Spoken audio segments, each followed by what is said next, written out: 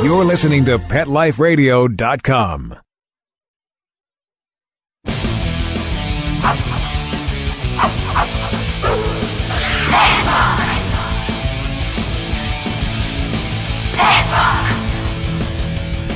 Hey everyone, this is Kristen Powers with Pets Rock at Pet Life Radio. Thanks for tuning in today. We have an amazing guest by the name of Courtney Oliver, who founded the website Courtney'sCritters.com. But before we get to that, I am dying to tell you my joke of the day because it's just so funny. I hope you're ready. There once was a snail who was sick and tired of his reputation for being so slow. He decided to get some fast wheels to make up for the difference. After shopping around a while, he decided that the Datsun 240Z was the car to get. So the snail goes to the nearest Datsun dealer and says he wants to buy the 240Z, but he wants it repainted 240S. The dealer asks, why S? The snail replies, S stands for snail. I want everybody who sees me roaring past to know who's driving by. Well, the dealer doesn't want to lose this unique opportunity to sell a car to a snail. So he agrees to have the car repainted for a small fee. The snail gets his new car and spends the rest of his days roaming happily down the highway at top speed.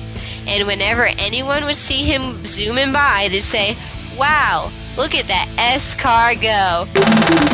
Ooh, that was a funny one. Sorry, I take French and escargot. Sorry, it's just French. All right, well, I hope while you're leaning over and peeing your pants of laughter, we're going to go to a quick commercial break before we go meet our guest.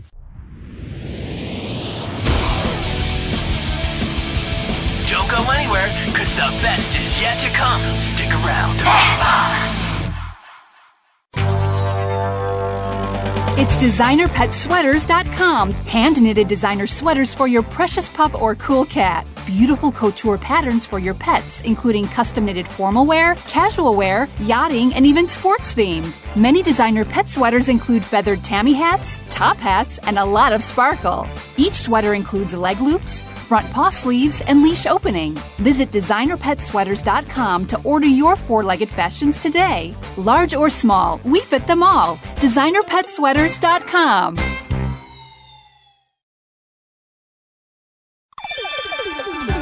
Let's Talk Pets on PetLifeRadio.com. Back to the party. Let's go! With the hottest party in town.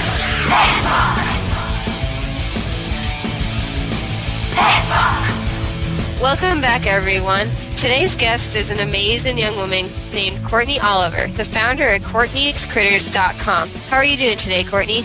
I'm doing great. How are you? Good. Have you had a good day? Yes, I've had a good day today. All right, great. So, as I'm aware, you did training to become a veterinary assistant. Is that correct? Yes. So, can you tell me about that? Like, are you 11 or 12?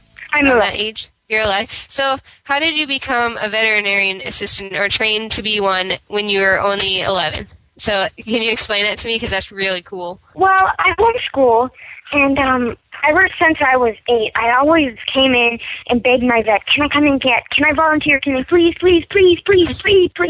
And they finally said, fine, you can watch your dog's C-section. And, they thought, if it doesn't freak her out, then, maybe she really is serious about this. Uh-huh. So I watched the surgery, and, that only added fuel to the fire. I came out with a big grin, and all I could think about is, when can I do that, and what do I need to do to be able to? So my mom found a course online, and she said, hey, Courtney, this sounds pretty cool. Do you think you can take it? So with my homeschool, I did my regular school and that, and we just worked on it, and we graduated. That's really cool. That's so neat. So what can you do with your certificate for a veterinary assistant? Can you, help with surgeries or, with vet checkups, or what can you do with it? Well, it allows you to help around the clinic, and mostly the reason that I took it is because I want to know how to help animals, and I wanted to know more about animals, and I wanted to know how to help them and how I can save their lives, possibly. That's really cool.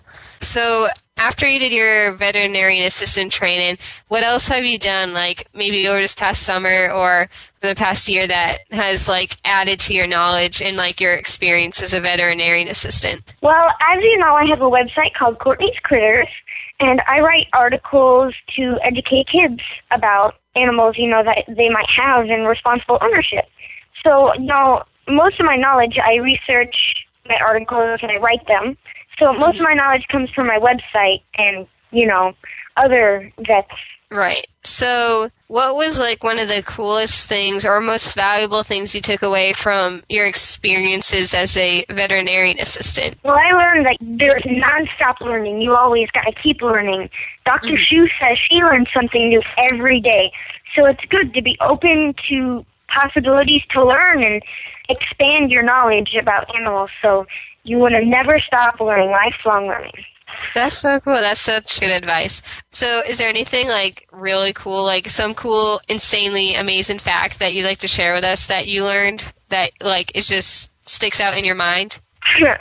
Well, how you can tell the tibia and the fibula apart is tibia is together, so the inside, and fibula is on the outside, far. Oh, okay. That's useful. I'm always getting those confused. That's good to know. All right. So are you training to become a veterinarian when you're older? Are you pretty sure that you want to do that when you're older? Oh, yes, definitely. I'd love to be a vet. And some of my other things that I've been wanting to do are, become a vet, have my own clinic, have my own TV show to educate kids more about animals and responsible ownership, and to maybe have my own farm someday. That's really neat. So do you have, what would your show, consist of? Would you, bring in guests and talk to them, or would you go out to, the real world and show them what's going on? What do you think you'd do with your own TV show? I think I would focus on educating the kids and letting them know that what happens if they don't take care of that pet, and really just helping kids learn about animals that want to be vets too, to hopefully inspire them to follow their dreams and work hard. That's really cool. So, let's see. So when you decided to start Courtney's Critters, how much time did you spend, writing your articles? Was that, mostly what you did? And what was your favorite article to write?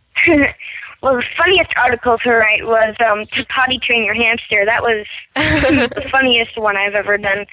And, usually it only takes one day to make an article, so we do it one day out of the week. Uh-huh. We usually do it on Wednesdays. We call it Website Wednesdays.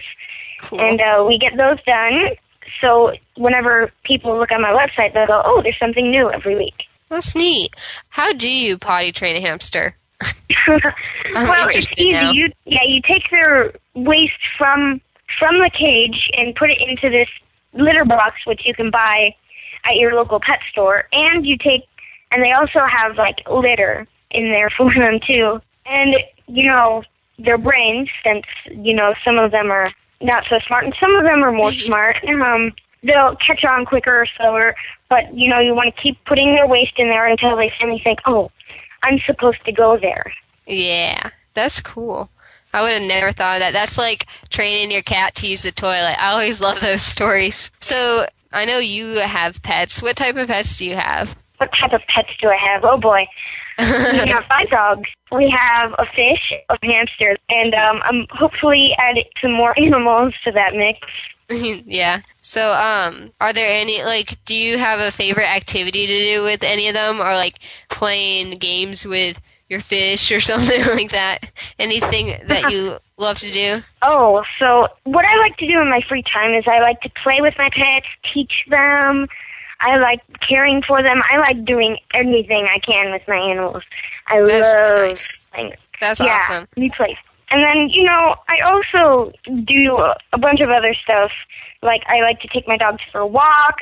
And my dog is, she's an agility dog. She likes to go on bike rides with me. She runs along the bike, and I bike with her. That's really neat. So does your dog do, contests, agility contests? Well, not quite yet, but she's going to get there. That's neat. What type of, what type of tricks or lessons do they need to learn to be able to be a competing agility dog? Well, there's plating, there's all sorts of things that you can teach them. But mostly, you guys have to know how to follow directions and to where me and my dog work together perfectly. That's great. So how do you go about training your dog? Well, I have an article on my website about positive training. If you check that out, it'll tell you most of the things you need to do. But there's a whole bunch of things that you can do. We have positive reinforcement. We have clicker training. We have lots of possibilities. We have every possibility to teach a dog anything in the whole entire world. If you'll be willing to treat them as soon as they do it and, tell them good girl and give them affection when they're done. Also, you want to make sure that you only do it in small time blocks so your dog doesn't get bored or tired. Mm-hmm. Yeah, I remember I went to a summer camp and we learned how to clicker train dogs by clicker training people. It was really interesting because, the person would go out of the room and someone would figure out what the goal would be, to raise their left hand or something. And all we would do is use clicker training. And it was interesting to see, how long it took some people and how it was really cool. Wow, that sounds awesome. I know a game similar to that. It's called the train game, and you have 5 people playing, and you're supposed to pay attention to the other people around you to try to figure out what the trick is, and every time you get closer to the trick, they throw an M&M at you. That sounds like fun. Do you get to eat the M&Ms? Yes. Awesome. I love M&Ms. Okay, so do you do any other, hobbies or sports? Or I know your pastime is animals, but do you like to do anything else? Well, sports aren't really my thing. I'm more mentally agile than I am physically. That's cool. Yeah. But some of the things I like to do in my free time are, surfing the internet, playing the Wii, playing with my animals, playing with my little brother, and jumping on a trampoline. But like I mentioned earlier, my favorite thing to do is just be with my animals and play with them and train them and to take care of them. It's just awesome to know that you're helping support a life. Yeah, that's so cool. So did you get your animals from, an animal shelter? Well, we foster adopted some dogs. There was this dog named Bugsy, and he was blind, and he was due to be put to sleep in the Nevada shelter. But Ginger's Pet Rescue stepped in and saved him. So we got to foster him for a while, and we gave him to a nice home where he is pampered to death. And I also go around, in our neighborhood, it's common that people just pull up to our neighborhood and just drop them off and take their collars off. So, I've helped a few of those dogs find homes for Christmas. So that was pretty cool. That's neat. All right, well, we're going to do a quick trivia fact of the day. The way this works is I ask a question. It can be a question, anything about animals. It can be wildlife. It can be pets. It can be anything at all. So be ready. But I'm going to ask this question, and don't answer it yet, Courtney, but we're going to go to commercial break really quickly, and then when we come back, we'll see if you know the answer. No pressure. All right, you ready for the question? All right. Sure. This canine species used to roam freely along much of the eastern North America, but today it can only be found between the states of Florida and Texas. Which canine species has the scientific name Canis rufus? Is it the gray wolf, the red wolf, the gray fox, or the red fox? I'm going to take a quick commercial break, and when we come back, we'll see if you know the answer. Don't leave this party before it's over, because the best is yet to come. Only losers leave the party early anyway. Party on. Back in a few. Hands up!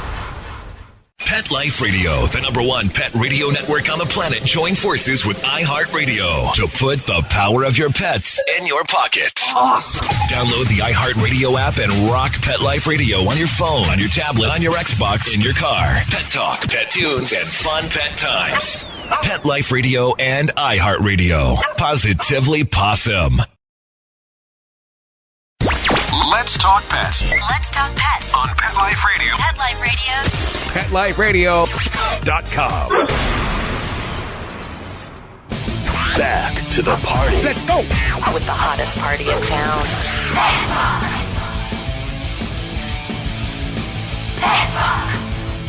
Okay, now we're back from commercial break. We have Courtney Oliver here, the founder of Courtney'sCritters.com, and we've been having an amazing interview so far.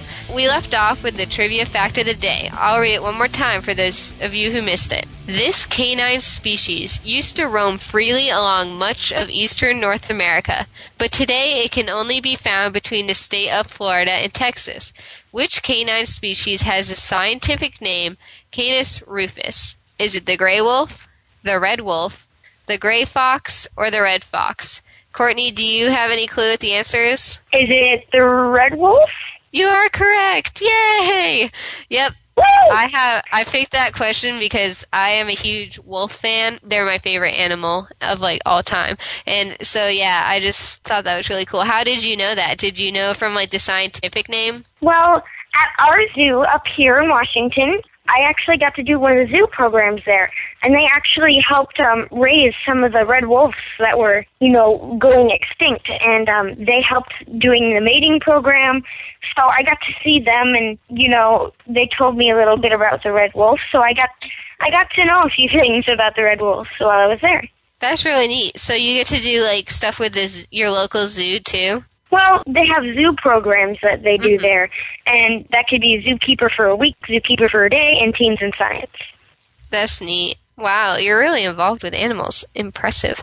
So I was also looking at your website, and I see that you have met the acquaintance of Caesar Milan, the dog whisperer. Would you like to tell us about that?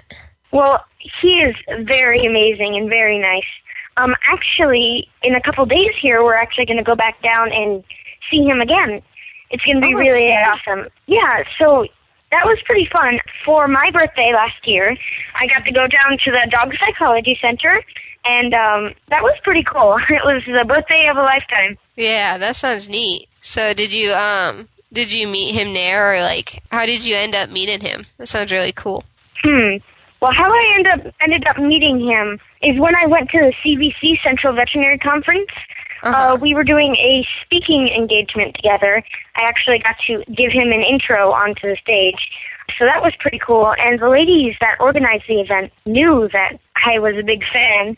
So they set up a table with me and him at it. And we got to talking. So that's when he invited me to come down to the Dog Psychology Center. That's so neat. That's really cool. So what do you guys talk about? Well, we mainly talked about, how are you doing? We're good. And we just talked about what was going on that night, and we were talking about mostly our goals for the future and just, regular. Oh, that's so neat. Okay, so is there anything else that you'd like to talk about? I've run out of questions, but, actually, I'm sorry, I'm like surfing your website now. It's really cool. So you have been on The Ellen Show, is that right? Yes. That's so cool. How did you get on The Ellen Show? That's amazing. Well, when I did a clip for our local news show, I got contacted by all these people, Rachel Ray, Jay Leno, and so Ellen's people called, and, we really liked them, so I went on to The Ellen Show. That's really neat. So, sorry, being repetitive, but what did you say you did that got you all these calls? I was on our local news show, Como 4. Oh, okay. So did you just talk about, like, what you've done, like, in the veterinarian world and how to help animals? Well, I learned a little bit about first aid. That was pretty cool. The first thing you always want to do is, keep them immobilized and keep the owner calm, because when the owner is calm, the dog is calm, and vice versa. Oh, okay. So we're going to start wrapping up here, but is there anything you'd like to say to the people listening, like maybe any advice you have to give to young adults or teenagers or kids that want to be like you, that want to like help pets or help animals? Do you have any advice for them? Whatever it is, what you want to do, if you want to be a vet or, let's think, if you want to be a vet or a policeman, you always have to put in the work, and you really just work hard and never stop learning, and just be open for opportunities to learn and find ways to learn if you're too young for some things. Yeah, because I know when I was little, I always wanted to volunteer at like an animal shelter, and they're always like, "You're too young." And I was like, "But I want to do it." So yeah, that's really good advice. So everyone, this is Courtney with Courtney'sCritters.com. You should definitely check out her website. It's super cool. Thank you for talking today, Courtney. Thank you. All right. Well, everyone, that was our show for today. I hope you enjoyed meeting Courtney Oliver as much as I did. I'd like to thank our producers and for all the listeners that make Pet Life Radio as awesome as it is. See you next time. Let's Talk Pets, every week on demand, only on PetLifeRadio.com.